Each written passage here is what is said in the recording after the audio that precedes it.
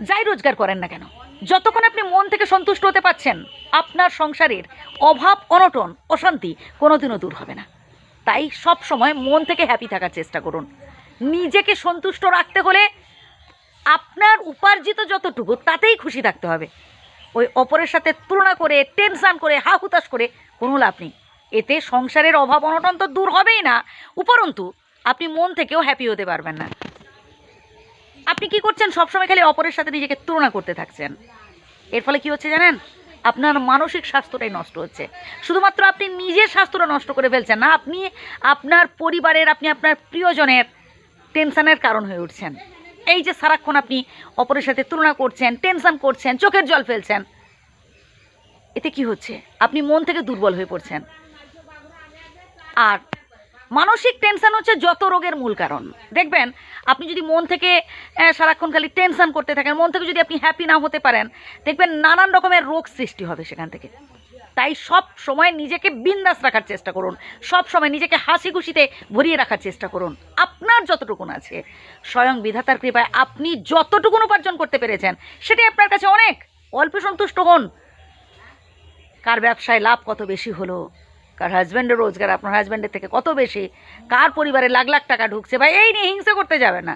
বরং আপনার চোখের সামনে যে মানুষটাকে দেখতে পাচ্ছেন যে জীবনে ভালো কিছু অ্যাচিভ করেছে, তাকে দেখে শিখুন, নিজেকে ইন্সপায়ার করুন, নিজেকে মোটিভেট করুন। সবসময় মনে রাখবেন, আপনি যতক্ষণ না আপনার খুশির সাথে অপরের খুশির এনজয় করতে পারছেন, আপনি জীবনেও সুখী হতে পারবেন না।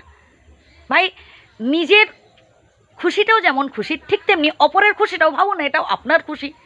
আমরা অনেকেই আছি যে আগ বাড়িয়ে মনের কথা বলে দিই। ভাই, ভবিষ্যৎ পরিকল্পনা একমাত্র বিধাতা নির্ধারণ করে থাকেন। হ্যাঁ, আপনি ভবিষ্যতে কি করতে যাচ্ছেন ভাই, সেটা মনের মধ্যে রাখুন। আগ বাড়িয়ে কাউকে বলার কোনো দরকার নেই। লোকের নজর একটা ব্যাপার আছে না, তাই নজরে পড়ে যাবেন। তাই সবসময় মনে রাখবেন যে আমাদের কঠিন পরিশ্রম করতে হবে, ঠিক জীবনে আমরা সফলতা অর্জন করতে পারবো। ওই আগ বাড়িয়ে এটা করব, ওটা করব, এটা করে দেখাবো, এইসব বলতে যাবেন না কখনো। মনের কথা মনেই রাখুন না, যেদিন হবে দেখবেন এই সুখবর অটোমেটিক বাতাসে উড়ে উড়ে জনে জনে সবার কাছে গিয়ে পৌঁছে গেছে। আপনাকে আর মুখ ফুটে আগ বাড়িয়ে কিচ্ছু বলার দরকার নেই। আর কখনো জীবনে অহমিকা করবেন না, কারণ বিধাতা কখনো কারোর অহংকার সহ্য করেন না। অহংকারই হচ্ছে পতনের মূল কারণ। হ্যাঁ, আপনি হয়তো ভালো উপার্জন করতে পেরেছেন, বা হয়তো ভালো জায়গায় আপনি আপনার রিলেশান স্থাপন করেছেন, সবই ঠিক আছে। বা হয়তো আপনি ব্যবসায় ভালো লাভ করতে পেরেছেন, আপনার ছেলে হয়তো ভালো চাকরি পেয়েছে, সবই ঠিক আছে। কিন্তু এতে অহংকার করার কিছু নেই। অহংকার পতনের মূল কারণ, কথাটা মাথায় রাখবেন। আমরা অনেকেই আছি প্রচুর উপার্জন করার পর একটা আলাদা অহংকারী হয়ে উঠি, মানে আলাদা একটা গর্ব সঞ্চার করে ফেলি মনের মধ্যে যে আমি কোটি টাকার মালিক।